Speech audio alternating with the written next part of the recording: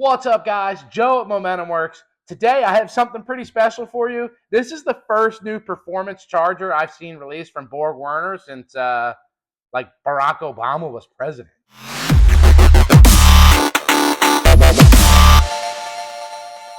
All right, guys, so let's jump right into it. This turbo is an S400 frame turbo. It looks very, very similar to the ever popular 171702, which we've covered on our channel many times. I'm starting to almost think the BorgWarner watches our videos. But let's talk about this unit specifically. BorgWarner upgraded the wheel and the bearing. And while this is an all-new part number, it's really not a new platform. And let's talk about those reasons why. First and foremost, this 10-blade wheel, it's a 76 millimeter, not a 75, even though we're going to call it a 75. And this is actually out of the S476SX-E, the 1400 909 710, I'm sorry, 713 that BorgWarner's had out on their market for a really long time. And that turbo also comes with the 360-degree thrust bearing. And I have one of them off camera that we'll show you. So really what they did is they kind of just took a turbo they already had. It's almost like they took a 1702 and they took the S476SX-E and they made a baby. And realistically, I think it's kind of crappy for them because they're going to cut out some market segment. But this is actually great for the customer because this now gives you the SXE wheel technology for much cheaper than what you'd get it if you had to buy the SXE Turbo in the Supercore series that they already had. Let's keep going. All right, so just like a Mari show, I told you that I had this one off camera. I got the daddy and I got the mommy. Look, these wheels are identical. These are both the same 76 millimeter 10-blade SXE wheels, and then these turbos otherwise are the same. So basically, you'll notice slight differences in the covers just because they're from different casting plants. If you refer back to our 171702 video, you'll see that BorgWarner does have different manufacturing plants throughout the world, so those castings are slightly different. But these compressor covers are the same. It's just a matter that this one actually has port work done and machine work to make it nice, whereas this is just a rough casting. So these turbos are the same, but this turbo has the upgraded wheel and the upgraded bearing from this turbo. These are all S400 turbos, guys, but this is just a regular box 171702. This is the SXE series that's sold as a Supercore, but we threw a housing on it. And then basically what BorgWarner did is they took all the cool shit from this turbo, they took their cheap turbo, and they put the cool shit in the cheap turbo, and they still made the price pretty cheap. So guys, you're really getting a bunch of cool stuff in this new turbo, and you're saving a ton of money. That's why I think it's kind of silly that BorgWarner did it. So this begs to answer the question, why would BorgWarner do this? And, for once, I think we're in opposite land. Usually the aftermarket is copying BorgWarner and Garrett and things like that. And, I think BorgWarner kind of copied the aftermarket instead of the aftermarket copying them. The aftermarket has been putting these billet high flow wheels and 360-degree thrust bearings in the 1702 for years now. And I think BorgWarner realized they were missing out on a market segment, and they decided to just do it. They already had the SXE, but the SXE is so much more expensive. So I think this is BorgWarner's way of, kind of jumping into the market to compete with their, aftermarket liaisons, if you will. Let's take a deeper look at castings here, guys. Here's the 171702, and you can see that the rough casting is actually pretty clean, but they don't really do any porting or machine work. Whereas if you jump to the upgraded turbo that they have, you can see they really did beautiful machine work on here, guys. Look, it's really kind of ported nice. There's no rough edges. Like, they really took their time and did it right.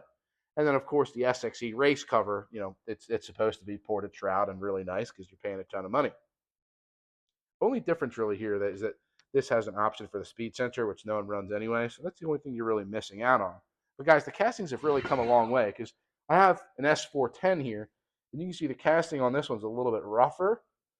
And I have been noticing the castings were really rough for a couple years, and maybe it was just COVID, and they're getting a little better now. But guys, this new turbo that they released, the roughness is gone, guys. They really did a lot of nice finishing work on this turbo.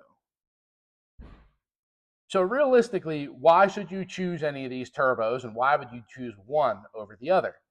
Unfortunately, as far as I'm concerned, the SXE turbo that existed, that one's done. There's really no reason to buy this turbo now because it comes without the housing, and it's going to come in almost twice the price of this turbo here, which has the same wheel, the same upgraded 360-degree thrust bearing, and it comes with an exhaust housing out of the gate.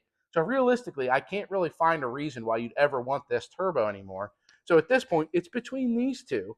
And realistically, the 171702 has been a workhorse of the aftermarket industry and specifically the commercial truck market for a really long time, and it's a fantastic turbo. So if you're just looking for something that's cost effective, by all means, that's the way to go. It's got a 6+6 cast wheel. It's going to give you a nice wide power band. But if you're looking for something a little bit more robust, this unit has a 360-degree thrust bearing. And then this 10-blade wheel, it's going to favor higher RPM a bit more because it's more of a performance setup, but it's going to give you better peak power. And of course, that ported shroud, that can only help as well, but it is going to cost you a little bit more money. Guys, I just want to further hammer home that these turbos are identical. Same turbine wheel, same bearing housing, same back plate. It's just the difference of the wheel, the compressor cover, and the bearing. And of course, they're all T6 and Marmon exhaust flames and things like that. But guys, these are the same turbo except for the parts that we're talking about. Let's take a closer look at these. I just want to kind of really hone in again on this port work because you can tell that the guys over at BorgWarner really spent a lot of time porting this out and really doing super nice machine work on this cover. And while these covers might be the same basic raw casting, there really is something to be said about the amount of machine work that they've done on their new SX-E S475 turbo.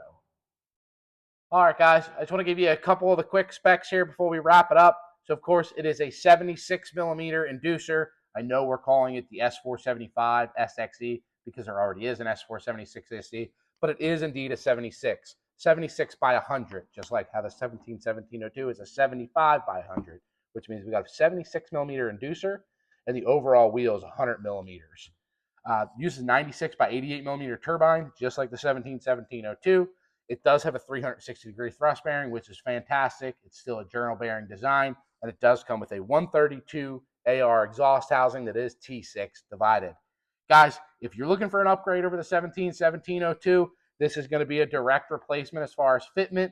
As far as tuning, you might need to alter it a bit because of the fact that this wheel does flow different than this wheel. It is slightly larger, and it has a different blade count as well, so spool up characteristics will be different. So basically, if you're looking for a little extra, this is it, and the difference in price, you really can't go wrong. The 171702 ain't going anywhere as far as I'm concerned. It still has very much a place in this market. It is on so many applications. Hope you enjoyed this video. Guys, if you have any questions, feel free to leave them in the comments below. I have 2 of these turbos in stock right now, and as far as I know, I'm the only guy that has them. If I'm wrong, leave a comment. Write something nasty about me in the comments. Sound fat or something. I love those. Otherwise, I got 2 of them here, so if you want one, go ahead and place your order. They are online, live, ready to sell. Guys, thanks so much for watching. Please feel free to leave us some comments, subscribe. Or we're going to do a new section on our website called Ask the Beard, because it seems like a lot of people are watching the videos, and they always call in and say, yeah, are you that bearded guy? And Steven gets really upset because they don't want to talk to Steven. So if you really want to talk to me, go to our website, click on Ask the Beard, and I will answer your email or give you a call back if need be. Guys, thanks for watching. Have a great weekend. Happy Friday.